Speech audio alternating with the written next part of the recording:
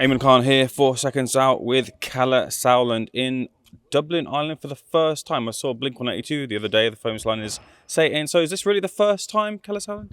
In Dublin? Yeah. Promoting in Dublin, yes. I was here a couple of months ago for the Europa League final. So, no, I've been to Dublin before. Got a lot of friends from Ireland. I've never had a chance to spend several days in the city, so that'll be this week, and looking forward to it.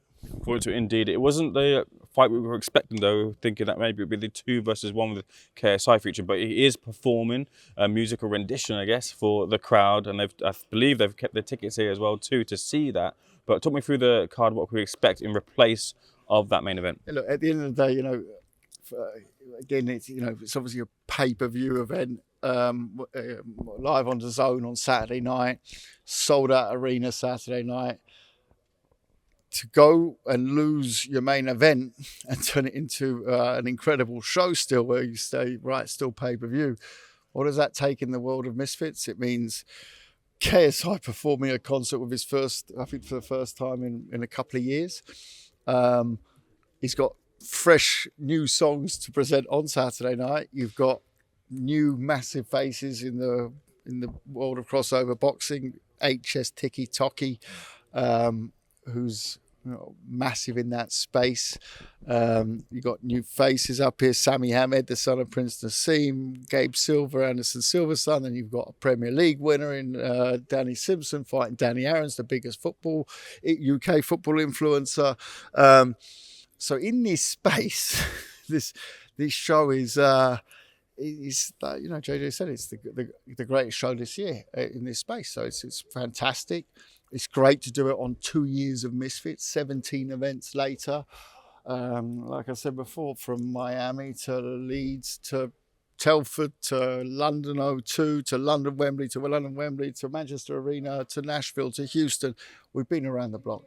I can just say 17 events later in a space that sort of existed but didn't exist 2 years ago. And here we are, still standing, still numbers still on the up. It's phenomenal. It's like you couldn't make it up.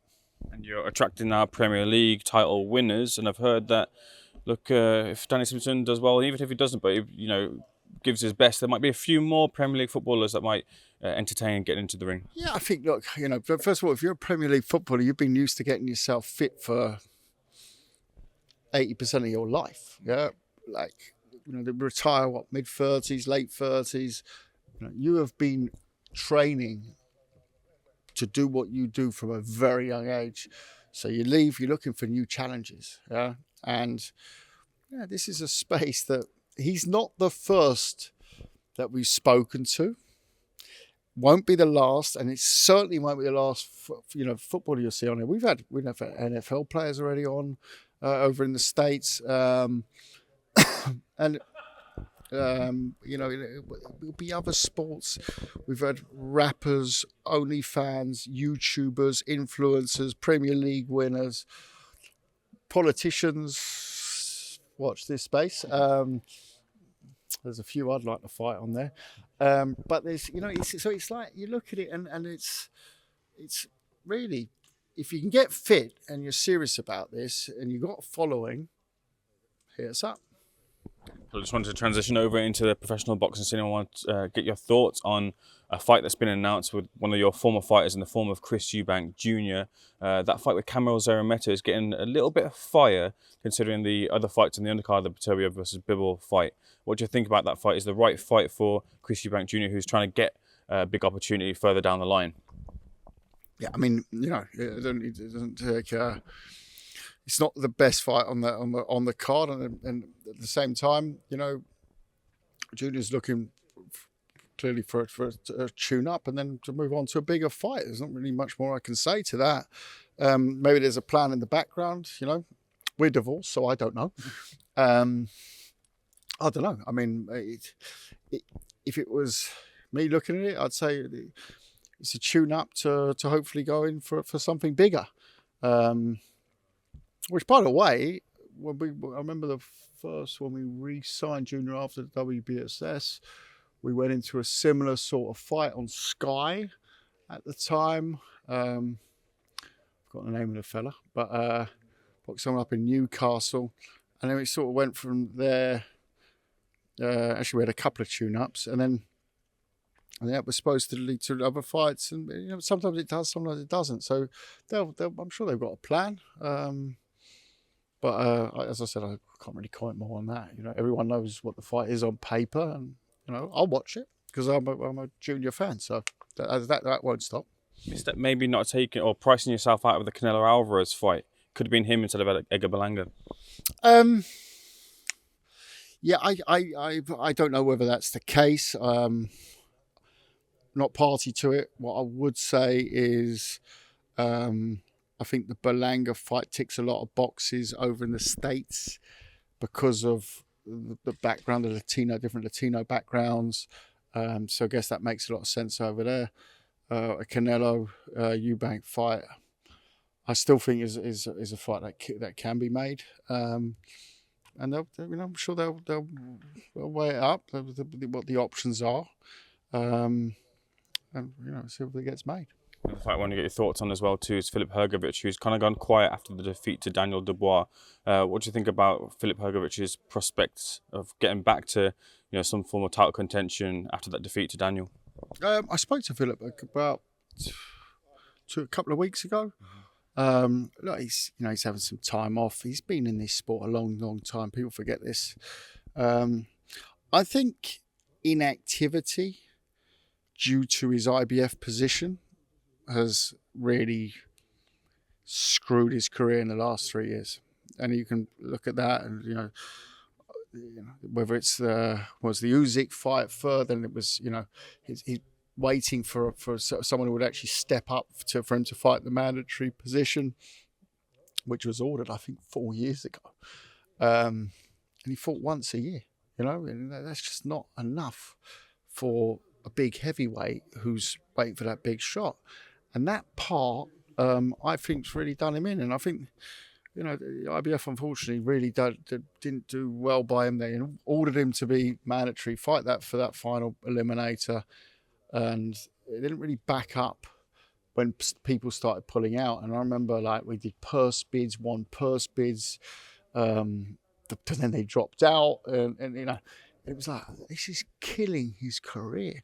This is a guy who's been in, the World Series of Boxing before, that sort of, the amateur but pro league where he's boxing regularly against top names, and so he's used to the activity, and he was in camp the whole time. And I kept on saying, Filip, this is a really complicated situation because on the one hand, we can't, you're not just going to get a voluntary shot. You have to go down the IBF route. So that's where the IBF's good. But unfortunately, when we leaned on them, they sort of held out the whole time. And I think that at the end, I got them waiting for the Usyk Fury fight because that's the fight that boxing needed. I think that, the unification was very important for the heavyweight division. But at the same time, it was long before that, it should have happened. It should have been ordered, and it should have been stepped in there by then, and maybe it would have been, who knows? It would have been a Fury Hrgovic fight. No one knows. It's heavyweight boxing. I just have the one question here, Kalle, actually, and it's a fighter that's since retired and maybe could have had one more, actually, given the way he performed so valiantly, but it was a defeated effort for Mairis Briedis. Just your words on Mairis Briedis, who's since now hung up the gloves. Good question. Good question. He retired in the ring and in the dressing room after the last fight in Saudi, just to us. By the time we got to the airport, he totally changed his tune, on me, oh, you're ready to fight. And I'm like, we haven't even left the country yet, right? We're not even back home, right? And he's a great sportsman. He's a fierce competitor. He's one of the most diligent training beasts you've ever seen. He's fought toe-to-toe with Usyk and arguably beaten him, right? He's had a fantastic career, a three-time world champion. It was a very close fight with Opetaya. but he should have won. He should have, if he would have stepped on it a couple of rounds earlier, he absolutely, the last 4 or 5 rounds, he took him on hands down. I'm like, but you're the guy who's the older guy here. How can it be that in both fights you win the last 5 rounds? How's that possible, right? I mean, all you got to do is nick a couple of the early ones. If you're winning the last 5, and you know that, what's the tactic there? So the tactics just were, for me, off, and he knows that. He knows boxing in and out. He knows that. So, on the one hand, really, he's got a lovely family and wish him all the best. But I can't really say he's left it all in the ring, because we saw the last 5 rounds, he was ready to go another 5.